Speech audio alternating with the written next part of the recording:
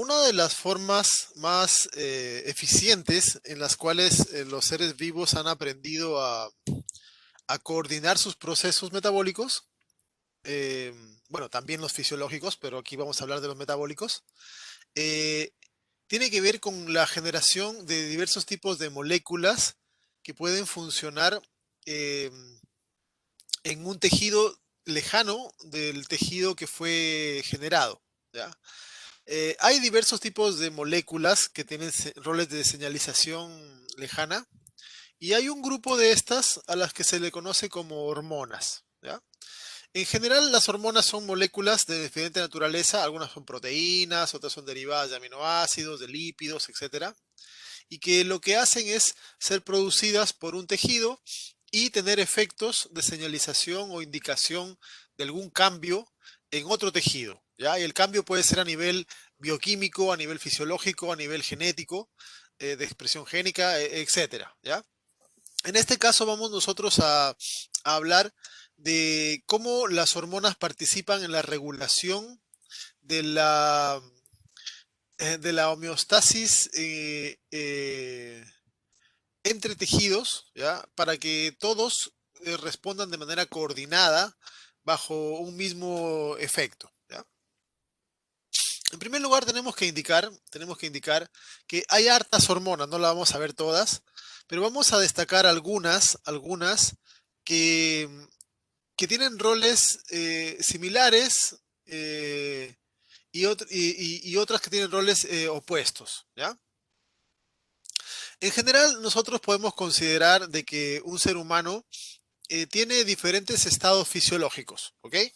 Por ejemplo, uno puede considerar un estado fisiológico particular el hacer ejercicio. Es un estado metabólico especial, ¿ya? Uno puede, por ejemplo, considerar un estado metabólico especial el dormir, ¿ya? Eh, o, por ejemplo, el embarazo es un estado especial, eh, o ciertos tipos de enfermedades, son procesos particulares, ¿ok? Pero si nosotros consideramos como una generalidad, como un proceso eh, más común, nos vamos a encontrar que normalmente dentro de dejando de lado las pequeñas variantes, ya por ejemplo, durante el día una persona no hace ejercicio mucho rato, un par de horas como mucho, si es que hace, ¿ya? eh, una mujer no está embarazada todo el tiempo, es un periodo de su vida, o una enfermedad, o lo que sea, ¿ya? Pero lo que sí es algo que es constante, frecuente y que se va intercalando en la vida de un individuo son los estados de alimentación y de ayuno, ¿ya? Porque eso uno lo hace todos los días, salvo que haya alguna problemática particular o puntual. En general es algo que es rutinario, ¿ya? Y más de una vez al día. Uno se alimenta y bajo ese estado hay ciertas condiciones metabólicas, pasan unas horas y entra en otra condición metabólica que se conoce como ayuno, ¿ok? Entonces, lo más frecuente es que si tomamos un humano al azar, vamos a encontrar que se encuentra en uno de esos dos estados. En un estado que está alimentándose o está recién alimentado, o en un estado de ayuno. El ayuno puede ser temprano, cuando ha pasado hace poco la comida, o puede ser más avanzado, por ejemplo, ayuno diario, 6, 8 horas, ¿ya? O puede ser un ayuno ya de 1 o 2 días o de varios días. Hay diferentes tipos de ayuno, pero el ayuno es un estado en el cual se regula por ciertos tipos hormonales y el estado alimentado se regula por otro tipo hormonal, ¿ya? Entonces, de manera general, nosotros tenemos dos formas metabólicas globales entre las cuales estamos intercambiando, ¿ya? Y esas dos formas son reguladas por una pareja de hormonas, ambas producidas por el páncreas, ¿ya? Por diferentes células, pero producidas por el páncreas, que conducen a este balance, a este equilibrio, en donde sube una, baja la otra y viceversa, para mantenernos en uno de los dos estados, en el estado recién alimentado, en donde se produce insulina, o el estado de ayuno, donde se produce glucagón, ¿ya? En el estado bien alimentado, hay suficiencia y de hecho hay normalmente exceso de nutrientes, ¿ok? Eh, ¿Por qué razón? Hemos ingerido alimento, por lo tanto se está absorbiendo y vía sanguínea o vía linfática están movilizándose todos los productos. Entonces, hay una hormona que es la que permite que esos productos sean aprovechados con rapidez, ¿ya? Que es la insulina. ¿Qué es lo que estimula la insulina? Dependiendo del tejido, vamos a ver, puede generar glicólisis, ¿ya? Glicógenogénesis, síntesis de glicógeno, lipogénesis, síntesis de diversos tipos de lípidos, principalmente triglicéridos, síntesis de colesterol, por ejemplo, ¿ya? Eh, Síntesis de proteínas. Entonces, la insulina en general, asócienla con los procesos de guardado de material, ¿ya? Cuando hay exceso de nutrientes, se usan esos nutrientes y todo lo que sobre se guarda. Se guarda el exceso de azúcar como glicógeno. Se guarda el exceso de aminoácidos como algunas proteínas. Y los lípidos se van a guardar también, ¿ya? Y si hay más todavía excesos de aminoácidos o de azúcares, pues los transformamos en lípidos y también los llevamos a guardar. ¿Ok? Todo eso es comandado por la insulina.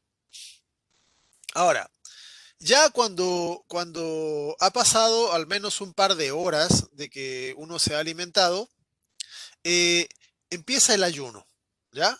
Y en el ayuno la insulina desaparece de nuestro sistema. Ya no le dice a los órganos guarden, guarden, guarden. Porque, porque ahora, después de 2 horas, ya bajó el nivel de glucosa en sangre, ya se han gastado aminoácidos, etcétera. Entonces, ahora lo que se necesita es que las reservas empiecen a salir. ¿Ok? Entonces, ¿cuáles son las reservas que tenemos en el cuerpo? Bueno, en el hígado hay glicógeno en reserva. En el hígado, en el músculo, en otros tejidos hay glicógeno. Bueno, el glicógeno se empieza a degradar para generar glucosa. En algunos tejidos se va degradando glicógeno para los propios tejidos. En el hígado se degrada glicógeno para liberar glucosa hacia el torrente sanguíneo para otros tejidos, ¿ya? Eh, entonces, se empieza a degradar lo que se guardó.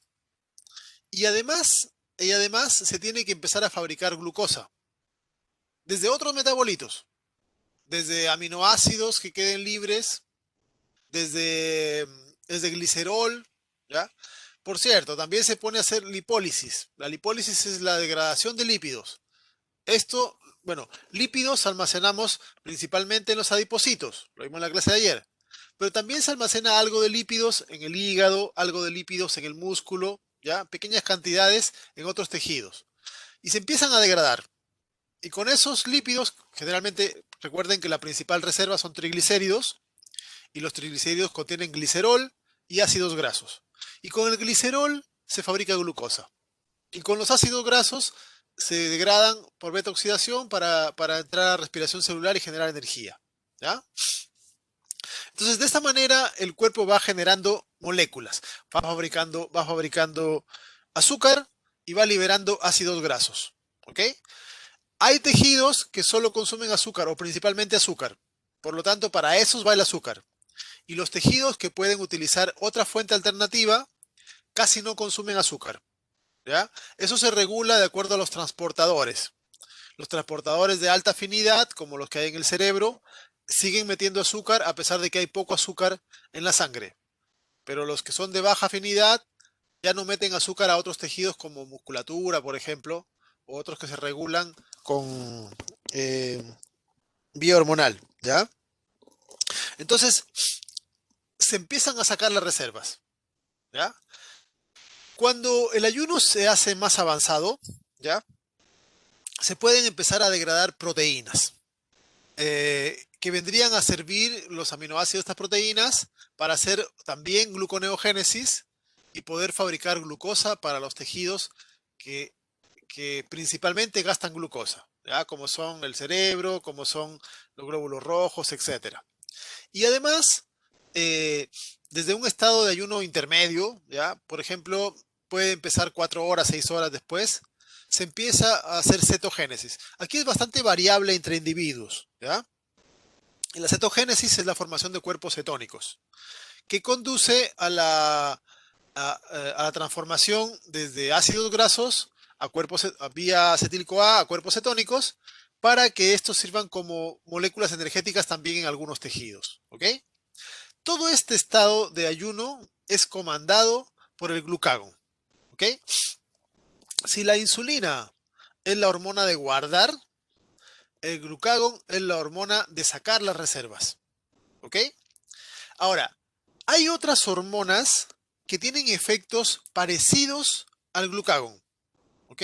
Parecidos al glucagón, pero que se expresan bajo otras condiciones, pero que también son indicadoras de que hay que sacar las reservas. Por ejemplo, la adrenalina, la epinefrina que está ahí, ¿ya? La epinefrina es una hormona que secretamos cuando nos sometemos a un estrés temporal, que conduce a una respuesta del cuerpo, eh, que tiene que ver con realizar actividad física, ¿ya? Por ejemplo, el miedo secreta adrenalina, ¿ya? A la adrenalina se le conoce como la hormona de la lucha o huida, ¿ya? Porque te prepara para eso, para pelear o para escapar. En cualquiera que sea de las dos formas, pelear o escapar, uno necesita energía en la musculatura para correr o para defenderte, como sea, ¿ok? Cuando uno, eh, cuando uno se excita, también se secreta adrenalina, ¿ya? También es una señal de gasto físico, de movimiento, ¿ya? Con el miedo, con la alegría. Hay muchas emociones que conducen a la secreción de adrenalina, porque en general es una preparación del cuerpo para actividad física. Y actividad física significa que se necesita energía en la musculatura. Por lo tanto, por lo tanto, la adrenalina estimula que se envíen reservas hacia la musculatura. Entonces, el hígado genera gluconeogénesis para enviar glucosa hacia el músculo, ¿ya? Desde los adipocitos se genera lipólisis para enviar hacia el músculo elementos de este tipo, etc. Entonces, la adrenalina tiene efectos parecidos al glucagón, en donde hace de que las reservas se gasten, porque justamente es una señal de que se va a necesitar esas reservas, ¿ya? Entonces, no todos los efectos son iguales, ¿ya? Vamos a ver algunas diferencias, pero se parecen bastante unos con otros, ¿ok? La hormona de crecimiento, tal como su nombre indica, es la responsable del desarrollo en un ser humano. Tenemos etapas de la vida donde se produce mayor cantidad de hormona, ¿ya? En el embrión se produce harta hormona, en la niñez cantidades constantes de hormonas. Hay una etapa en la pubertad donde se aumenta la cantidad de hormona y eso hace el crecimiento más rápido, ¿ya? Y ya en la etapa adulta la cantidad de hormona es mucho menor, ¿ok? Entonces, eh, la hormona de crecimiento, tal como se indica su nombre, está asociada al proceso de expansión de tejido, ¿ya? De desarrollo de más tejidos. Obviamente que para crecer se necesita realizar mitosis, se necesita realizar procesos de división celular y eso consume una gran cantidad de energía. Entonces, la hormona de crecimiento es una hormona que también va a estimular las rutas de utilización de reservas alimenticias. Estimula la gluconeogénesis para que salgas permanentemente, ¿ya? Entonces, eh, más que un adulto, un adolescente, la cantidad de azúcar en la sangre suele ser un poco más alta, porque siempre hay gluconeogénesis, el hígado está sacando, ¿ya? Por eso tienen más actividad en general. Eh, eh, Hacen degradación de lípidos, ¿ya? Por eso es que hay un momento en que se adelgazan y crecen, ¿ya? Se degradan grasas, y otras rutas que tienen que ver con gastar energía, porque durante el crecimiento se requiere de que en la sangre haya disponible nutrientes para que las células puedan multiplicarse, ¿ya? En el crecimiento. El cortisol es una hormona que está asociada con el estrés. Eh, y el estrés también es una de las, de las, el cortisol durante el estrés es una hormona que también tiene efectos parecidos a las otras hormonas que hemos nombrado en este caso, ¿ya? Las razones son diferentes. Cuando uno tiene un estrés, ¿ya? Sea estrés físico, estrés metabólico, estrés de cualquier tipo de estrés que sea, termina generalmente en un estrés celular. eh, la respuesta del organismo es sacar nutrientes, ¿ok? Degradar grasas, fabricar azúcares, degradar proteínas. Eso hace el estrés. ¿Por qué razón? Durante el estrés lo que se realiza es sacar reservas, porque la lógica biológica de este proceso es la siguiente. Durante el estrés, durante el estrés hay tejidos que están sufriendo, que están teniendo algún tipo de daño, que están teniendo algún tipo de problemáticas. Si esos tejidos tienen disponible reservas, nutrientes, moléculas, podrían repararse y podrían corregir ese mal funcionamiento que ocurre durante el estrés. Entonces, la lógica biológica del estrés es, si el cuerpo tiene algún problema, está estresado, bueno, saquemos las reservas, de repente dándole reservas a las células pueden tomar esas cosas y arreglarse. Y por esa razón, normalmente el estrés genera eh, salida de grasas de los adipocitos, ¿ya? Aumento de la glucosa sanguínea también, ¿ya? Eh, con el objetivo de que las células tomen esas cosas y se reparen.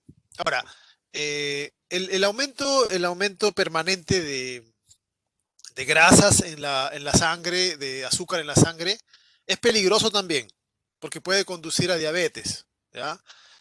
O síndrome metabólico, etcétera.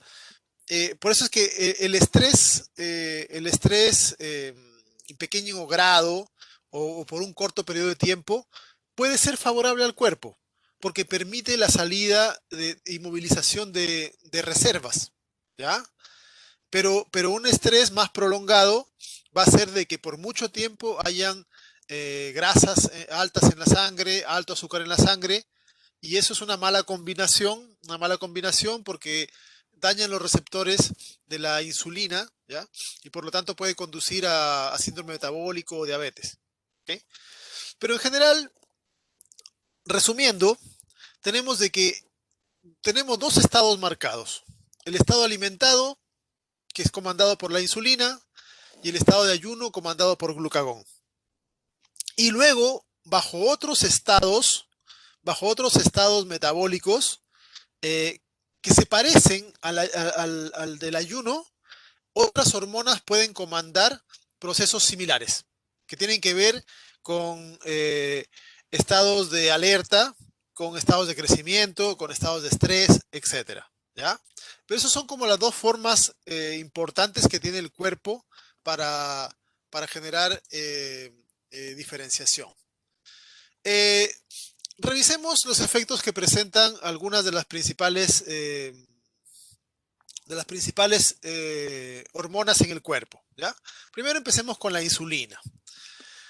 La insulina tiene sus principales efectos, están dadas en tres tejidos, ¿ya? Hay varios tejidos que son afectados por insulina, ¿ok? Solamente vamos a mencionar tres por, eh, por acotar, ¿ya? Que son los más importantes, que son músculo, adipocito e hígado, ¿ok? Ahora, los efectos en cada uno de los tejidos eh, van a ser parecidos, ¿ya? Pero no exactamente iguales. Y el efecto de la insulina tiene que ver con que se baje de manera rápida el nivel de glucosa en sangre, ¿ok? ¿Qué es lo que se hace con no solamente de la glucosa, ya? También tiene que ver con efectos sobre el metabolismo de lípidos y de aminoácidos, pero fundamentalmente se lo asocia uno con la glucosa. ¿Qué es lo que ocurre cuando hay alto nivel de glucosa en sangre? Se secreta insulina y la insulina manda a guardar la glucosa. ¿Ok? Ahora, los efectos suelen ser diferentes. En el músculo y en adipocitos se favorece el ingreso de glucosa porque se moviliza el transportador GLUT4. El transportador GLUT4, que está en músculo y adipocito, eh, es un transportador que es sensible a insulina. ¿Ok? Entonces, cuando aparece insulina, se coloca en la membrana y transporta harta glucosa. Entonces durante el estado de alimentación, gran parte de la glucosa va a terminar en el músculo y en el adipocito por esta causa. En el hígado el ingreso de glucosa hacia este tejido tiene que ver no con movilización de transportadores, porque el hígado tiene GLUT2, sino con el aumento en la expresión de la glucoquinasa, que es la exoquinasa específica del hígado, ¿ya? Y esta es una enzima que puede procesar enormes cantidades de glucosa también. Entonces, de manera general, la insulina tiene efectos sobre el músculo, adipocito e hígado, y esos tres son los tres principales tejidos que cuando tenemos harta glucosa en sangre, guardan glucosa, meten glucosa dentro, ¿ya? Una vez dentro, ¿qué se hace con la glucosa? Bueno, se hace glicólisis, ¿ya? Se hace glicólisis en esos tejidos, particularmente en hígado y músculo. Cuando hay glucosa, usan glucosa, ¿ya? No solamente eso, sino que todos los tejidos, pero estimula principalmente esos dos. Eh, con, con, con glucosa, como hay harta glucosa, se fabrica glicógeno, se sintetiza glicógeno, ¿ya? En hígado y músculo, en gran cantidad. En adipocitos también se sintetiza glicógeno, pero en cantidades menores, ¿ya? Y así como se estimula la síntesis, se bloquea la degradación de glicógeno, ¿ok? Otra cosa que también es importante es que se estimula la síntesis de lípidos. En el hígado se estimula la síntesis de ácidos grasos, ¿ya? Activando la acetilcoenzima carboxilasa, que produce malonil-CoA, y en los adipocitos se estimula la síntesis de triglicéridos, ¿ya? Por la lipoproteína lipasas. De esta forma, cuando hay glucosa, se fabrican grasas en el hígado. Recuerden, estas grasas, estos ácidos grasos que se fabrican en el hígado, pueden provenir de carbonos de azúcares, de carbonos de aminoácidos, y se fabrican en el hígado. Y luego van al adipocito, ácido graso, y luego se guardan en el adipocito como triglicéridos, ¿ya? Entonces, la insulina es la hormona de guardar, y casi todo lo dirige a guardarlo como triglicéridos, ¿ok? Aquí se ve en una estructura gráfica, lo mismo que les he mencionado, cuáles son los efectos metabólicos de la insulina en el hígado, en el músculo, en adipocitos, ¿ya? En el hígado se estimula la glicólisis. Ingresa glucosa, se metaboliza con la glucoquinasa y se estimula que gran cantidad de glucosa sea procesada. Una parte de la glucosa se guarda como glicógeno, otra parte de la glucosa se usa para generar energía, ¿ya? Lo que, lo que sobre de glucosa se transforma en grasas, ¿ya? En ácidos grasos que se transforman en triglicéridos y luego son enviados vía eh, lipoproteínas. Además, la insulina, es algo que no mencioné en el cuadro anterior, tiene efectos sobre el metabolismo de aminoácidos, porque estimula el ingreso de aminoácidos, particularmente al hígado y al músculo, ¿ya? Ingreso de aminoácidos. Y con esos aminoácidos, el hígado fabrica proteínas, el músculo también, y el exceso de aminoácidos, piruvato, acetil, ácido graso, ¿ya? Entonces, el exceso de glucosa y el exceso de aminoácidos termina como grasas, ¿ok? Y luego va a enviar estas lipoproteínas hacia la sangre. Y en la sangre van a ir a guardarse fundamentalmente al adipocito. Algunas pueden ir al hígado, a guardarse, ¿ya? Pero, perdón, al músculo. Pero, o en el mismo hígado pueden guardarse algo de grasa, ¿ya? El hígado y el músculo guardan pequeñas cantidades de triglicéridos, pero el tejido que más guarda triglicéridos es el adipocito.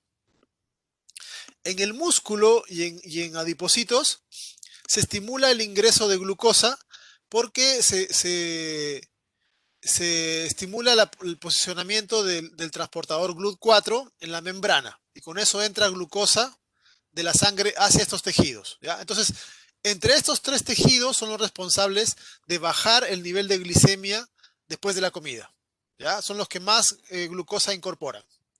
Bueno, en el músculo la glucosa se usa para generar energía, se guarda algo de glicógeno, ¿ya? Y si le sobra, bueno, genera algo de grasas que van a guardar, ¿ya? También la insulina estimula el ingreso de aminoácidos a la musculatura para reparar y generar nuevas proteínas. Y en el adipocito estimula el ingreso de glucosa, que sirve como energía, pero también para generar glicerol, que sirve para que los ácidos grasos sean transformados en triglicéridos. Entonces, todas estas rutas conducen a que la glucosa y los aminoácidos sean utilizados. ¿Ok? Glucosa y aminoácidos en hígado y músculo son usados para energía y para guardar. Pero hay límites en la cantidad de glicógeno y en la cantidad de proteínas que se pueden fabricar. ¿Ok? Hay límites. Entonces, si sobra glucosa y sobran aminoácidos, esos aminoácidos y esa glucosa son transformados en grasas. Son transformados en grasas. Y todo exceso de grasa termina en el adipocito. Y esta es la forma principal en la cual se van a guardar cosas en el cuerpo, ¿ya? El glucagón. El glucagón es una hormona que si bien tiene efectos en varios tejidos, su principal blanco es el hígado, ¿ya? Su principal blanco es el hígado.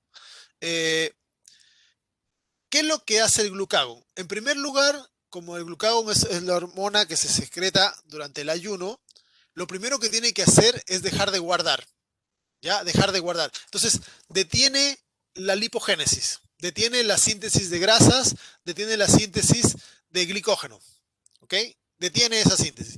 Y después empieza el proceso opuesto, a degradar glicógeno en el hígado. Este glicógeno en el hígado es degradado hasta glucosa y de esta forma la glucosa sale a la sangre para los tejidos. Bloquea la glicólisis del hígado, porque si el hígado está produciendo glucosa, no tiene sentido que también esté gastando glucosa, ¿ya? Entonces, bloquea la glicólisis del hígado y al contrario, estimula la gluconeogénesis, ¿ya? Y la gluconeogénesis puede provenir principalmente de tres fuentes: de aminoácidos, que vienen de aminoácidos que pueden ser de la dieta o que pueden ser desde otros tejidos en caso de ayuno más avanzado, de glicerol que viene de los triglicéridos que estaban guardados en adipocitos y de otras fuentes como lactato que se transforma en piruvato, sal acetato, etc. ¿Ya? Entonces, estimula la síntesis de glucosa. También en el mismo hígado estimula la cetogénesis, que sería la transformación de ácidos grasos a cuerpos cetónicos, ¿ya? Pero aquí vemos de que para poder fabricar glucosa y para poder fabricar cuerpos cetónicos requiere metabolitos que vengan de otras partes. El glicerol y los triglicéridos vienen de los adipocitos. Entonces, también tiene un efecto sobre los adipocitos, ¿ya? Y en los adipocitos el glucagón lo que hace es movilizar ácidos grasos. Es decir, permite de que salgan ácidos grasos del adipocito para que sean enviados hacia el hígado y en el hígado con el glicerol fabricar glucosa y con los ácidos grasos fabricar cuerpos cetónicos, ¿ya? Para poder proporcionar energía a los tejidos. Aquí se puede apreciar en forma gráfica los efectos generales del glucagón sobre el hígado, ¿ya? Bloquea la síntesis de glicógeno y empieza a estimular su degradación. Se degrada el glicógeno y luego se libera glucosa. se bloquea el gasto de glucosa, no tiene sentido. Y al contrario, se estimula la síntesis de glucosa, ¿ya? Desde glicerol, desde ácido láctico, desde aminoácidos, ¿ok? ¿De dónde viene el glicerol? Desde adipocitos. ¿De dónde vienen los aminoácidos? En ayuno avanzado, desde el músculo, desde el intestino, entre otros, ¿ya? Y además, desde los adipocitos le llegan ácidos grasos, y los ácidos grasos son importantes porque el hígado usa los ácidos grasos en el ayuno para generar energía. Igual requiere energía, pero ya no puede sacar energía de la glicólisis porque la glicólisis está bloqueada. Entonces, como no puede sacar energía de los azúcares, saca energía de las grasas, que es lo que más abunda, ¿ya? Entonces, degrada las grasas por beta-oxidación, ciclo de Krebs, respiración celular, para su mantenimiento. Y además, como le llegan hartas grasas, una parte de las grasas, de los ácidos grasos, son transformadas en cuerpos cetónicos. Y esas serían las dos formas principales de moléculas que el hígado exporta durante el ayuno, gracias al glucagón. Estas son las rutas que estimula el glucagón, ¿ya? Síntesis de glucosa, síntesis de cuerpos cetónicos, ¿ya? Bloqueo de la glicólisis, bloqueo de la síntesis de grasas, bloqueo de la síntesis de glicógeno. Y al contrario, degradación, ¿ok? Eh, Otros tipos de hormonas, como les decía, tienen roles similares. En algunos casos tienen cosas similares y cosas diferentes, ¿ya? Por ejemplo, la adrenalina, la epinefrina, en el músculo y en el hígado tiene algunos efectos parecidos. Por ejemplo, en ambos tejidos estimula la degradación de glicógeno, ¿ya? La, Tiene sentido, porque durante la actividad física que es estimulada por la adrenalina, uno requiere energía, energía en el músculo, obvio. Entonces hay que degradar glicógeno para generar glucosa y que la glucosa sea usada en la glicólisis. En el hígado, porque hay que enviarle azúcar hacia el músculo, ¿ya? Entonces se degrada glicógeno en ambos tejidos. Pero en ambos tejidos ocurre algo diferente, ¿ya? Con la adrenalina en el hígado se estimula la gluconeogénesis, es decir, la síntesis de glucosa, mientras que en el músculo se estimula la glicólisis. Tiene sentido también, porque esto genera el ciclo de Cori, ¿ya? Y el ciclo de Cori es cuando el músculo se gasta glucosas, produce ácido láctico, va al hígado, se regenera glucosa y otra vez así. Y es una forma en la cual se manda energía del hígado al músculo, ¿ya? Entonces, estas dos rutas son opuestas en hígado y músculo. Las relacionadas con glicógeno son iguales, ¿ya? También movilizan ácidos grasos, que también son energía para el músculo, ¿ya? Y además, la adrenalina tiene un efecto sobre las hormonas generales del metabolismo. La epinefrina estimula la secreción de glucagón y de esa forma refuerza el metabolismo de gasto y bloquea la secreción de insulina. Es decir, imagínense que ustedes recién acaban de comer, su glucosa está alta. Entonces, el páncreas secreta insulina porque hay glucosa alta, pero de repente ocurre, no sé, un temblor, algo, y eso les genera una descarga de adrenalina, y la adrenalina bloquea la secreción de insulina y estimula el glucagón. Entonces, a pesar de que hay glucosa alta, la adrenalina genera todas las rutas para hacer como que estuviésemos gastando, porque se van a necesitar durante la actividad física, ¿ya?